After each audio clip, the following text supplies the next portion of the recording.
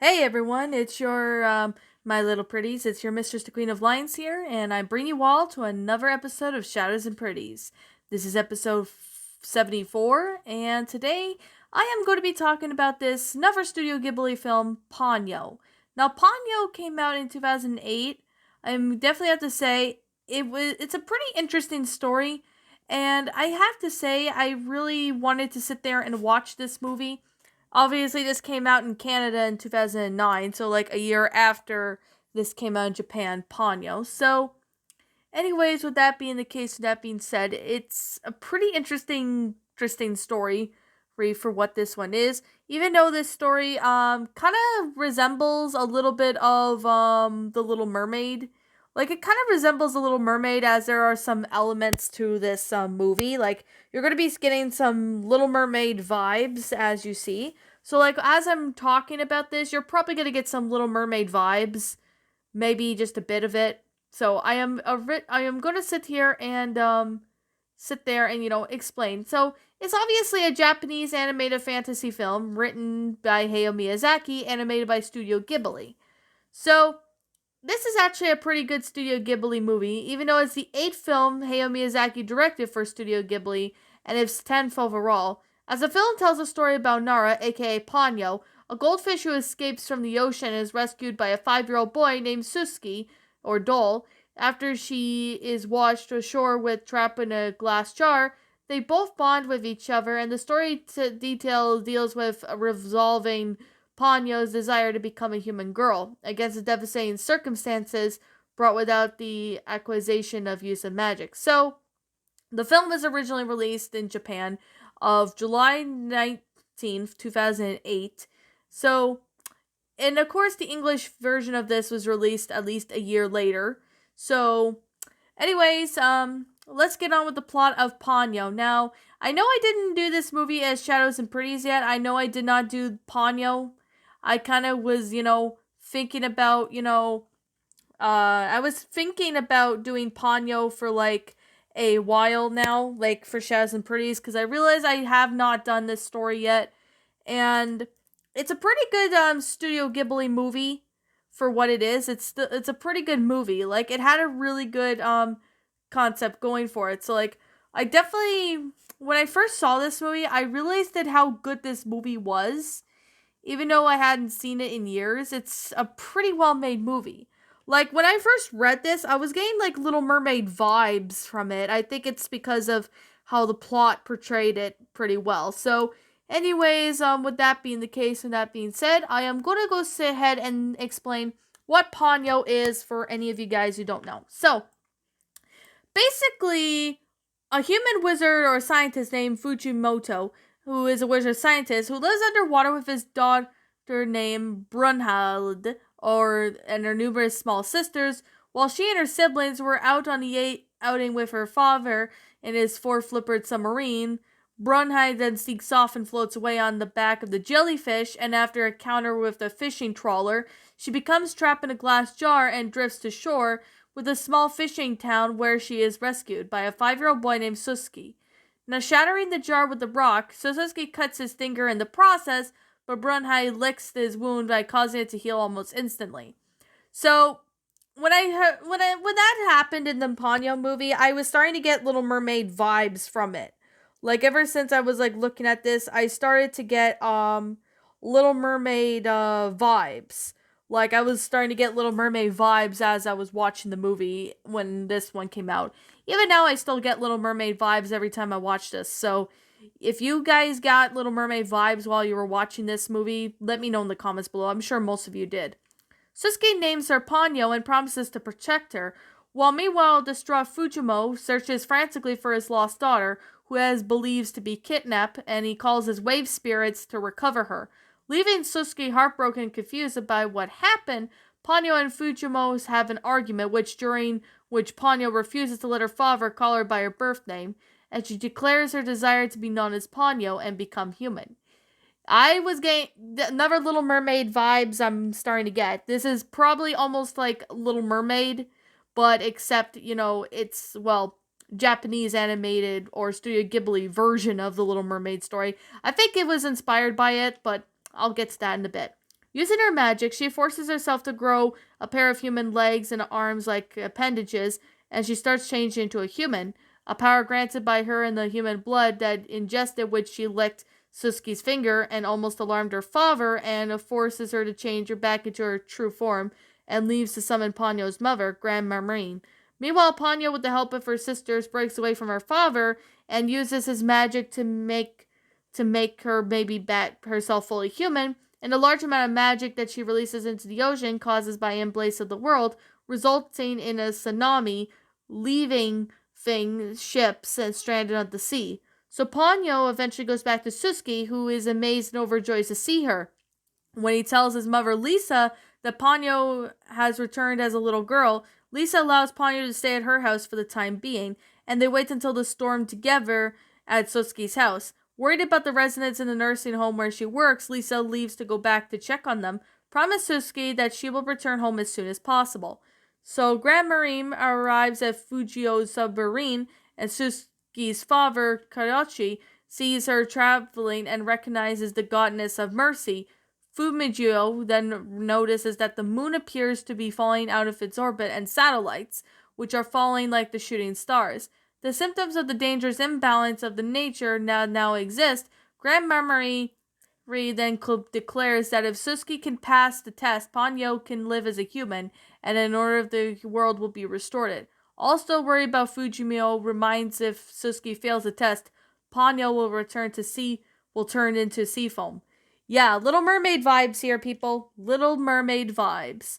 Suski and Ponyo wake up to find out that the land around them, the ocean, had been covered by the sea, which is impossible for Lisa to come home. The two children decided to find her. With the help of Ponyo's magic, they made Suskio toy pop-up boat, life-size, and they set out across the swollen ocean. When Ponyo and Suski made it to the forest, however, Ponyo tries to fall asleep, only to be woken by Suski, who improves her to enlarge the second candle as the one powering their boat was about to go out. So Ponyo dozes off after making one failed attempt to growing a candle, causing Suski to have to push the boat ashore as it slowly reverts to its toy size. Suski drags Ponyo to shore where he finds Lisa's abandoned car. When Ponyo wakes up and the two decide to continue looking for her, Ponyo and Suski then head for a tunnel where Ponyo mysteriously inverts to her fish form. Meanwhile, Lisa and the residents of the nursing home were temporarily able to breathe underwater due to Grand Marine. Now, waiting excitedly for below the surface for Ponyo and Suski to arrive, Suski and Ponyo encounter Fujimo, who warns the boy about the balance of nature is in danger and begs Suski to return Ponyo for him. Suski, however, doubts Fujimo and attempts to flee, but the two children are quickly captured and Fujimo takes them down to the protected nursing home. Suski is reunited with Lisa and meets Grand Marine, who Lisa appears to be a long private conversation.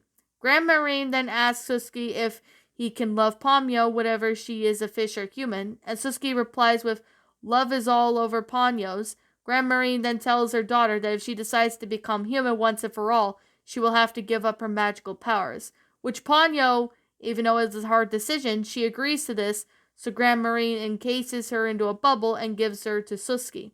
It tells him that kissing the bubble will complete Ponyo's transformation. So the balance of the nature is thus restored, and previously stranded ships back to the port. Fujimio respects his daughter's choice to become human, having decided that he could trust Suski. Ponyo then joyfully jumps high and kisses Suski, completing her transformation as a human. So that's basically the story of Ponyo. I really have to say that it's kind of like Little Mermaid a little bit, because every time I was getting, every time I was like watching this movie, and as I was watching it, I was getting like a lot of Little Mermaid vibes in the story. So yeah, I'm sure most of you guys were getting Little Mermaid vibes as you were, watching this movie. So it is a pretty good movie for what this is. So this is actually another Studio Ghibli movie. I actually really found it to be rather enjoyable, really well made in detail, and it was a pretty great concept. So, of course, when Hayao Miyazaki, the film director and writer for Ponyo, was suggested by people to make a film aimed at children. Nothing noting the success of Howl's movie Castle, the film would be created with a mixture of real world and fictional influences. So sometime around 2004 and 2005, Miyazaki spent time around the seaside of Seiknoniki in National Park, where he decides to, well, he's familiarized himself with the community and its environment and his experience and lots of other stuff. So when he was kind of looking for the setting for his next film, during the time he was reading the complete works of the nature and stuff. So eventually later on, Miyazaki recalled that as a 9-year-old, he borrowed a copy of Hans Christian Andersen's Little Mermaid from his neighbor, and while he was reading that, he had difficulty accepting the premises that the protagonist did not have a soul. So basically, as the movie was going on for a little bit while, although to be honest, when Ponyo was being released, they decided to do some stuff like adding some elements to, well, that is similar to Little Mermaid. Like, the whole movie is kind of like an inspiration to the Little Mermaid because of what the concept is, No, basically Ponyo becomes, human, becomes human at the end, or wants to, be with Suski, who happens to be, a human boy. I was getting a whole bunch of Little Mermaid vibes as I was, watching the movie as a young kid. And even I watched it today now. So, Ponyo was a pretty good Studio Ghibli movie, and of course it's one of the few previous Studio Ghibli films that used computer-generated imaginary, even though the earliest being Princess Mononoke. For production of Ponyo, however, the computer graphics of the section were close due to pirateries and hand-drawn animation. So, of course Miyazaki wanted his next film to be Ponyo, the Cliff on the City by the Sea too, but his producer convinced him to make The Wind Rises, which is another movie which I will probably consider reading in the future or doing a review of it. So I have to say the soundtrack of this is just absolutely awesome. I really do like the soundtrack of the movie. It actually was really well made, and I really have to say that they had really good choices of music. I definitely was very surprised about this movie being quite similar to, Little Mermaid, because I was getting a lot of Little Mermaid vibes as this was going on. So I had a feeling that Miyazaki was inspired by Little Mermaid to make, something like this. So I had no doubt that that was going to be the case. It was almost just like The Little Mermaid, because when I saw this, I was honestly really surprised that Miyazaki got, inspired by The Little Mermaid to sit there and, do this. So I definitely have to say it's a pretty awesome movie for what it is. I was like really amazed, but I was kind of sad that they did not release a second movie, which of course that's what Miyazaki wanted to make. He wanted to make a sequel to Ponyo, but end up not doing so, which it kind of disappoints me. So, but other than that, I definitely have to say The Wind Rises was actually a pretty interesting, movie from what I did here. So I may consider doing a Shadows and Pretties episode of it, but it's hard to say. I may do one. I may not. I'm not really sure, because I have not seen the movie yet, so I can't really do a review on it or a Shadows and Pretties episode on it until I've seen it. But I definitely have to say it's pretty good for what it is. It actually played a really good, detail into it. So I definitely really do appreciate, the movie being good. Like, to be honest, I actually really found, Ponyo to be rather just like the Little Mermaid made, and I actually remembered, talking about the Little Mermaid sometime, I guess maybe last year or something, when I was just starting up Shadows and Pretties. I can't honestly remember because it's been like quite a while, but I definitely remember doing something like that. So I have to say it was a pretty interesting concept for what it is. It actually provided a really good detail with the whole thing.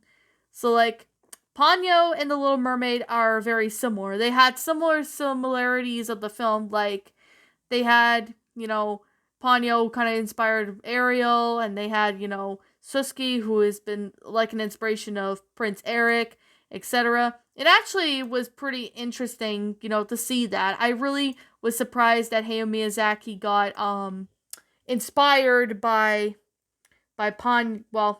inspired by The Little Mermaid to do this movie. I know I kind of said this in my top 10 favorite Studio Ghibli films. I kind of explained I was getting Little Mermaid vibes from it. But I really do say that this movie actually provided a lot of good detail to it. And I like a lot of Hayao Miyazaki films. This one was actually a pretty good one. Especially if it was, made by Studio Ghibli. Like, Studio Ghibli actually did a pretty good job with, when it comes to their films. And they actually provided a lot of good detail. But I definitely have to say that this movie actually being a really good concept. So, of course, there's a lot of good things I definitely have to say, but although with that being the case and that being said, I actually really found the movie to be rather good for what it is. It actually was a pretty good concept. So, with that being the case and with that being said, I actually found this movie to be rather top-notch amazing. It actually provided a good detail. It actually was cool. Really liked it. I really do think that the movie was actually pretty good for what it is. So I definitely have to say, really like this movie. So, anyways, if you have not seen Studio Ghibli this movie yet, I really highly recommend you, being checked. You be checked to check out this movie. So, like, if you have not seen this movie, I highly recommend you go watch Ponyo. Especially if you're a Studio Ghibli film or Studio Ghibli fan. If you're a fan of Studio Ghibli, you will not be disappointed. I am going to guarantee you, you will not be disappointed if you have not seen this movie.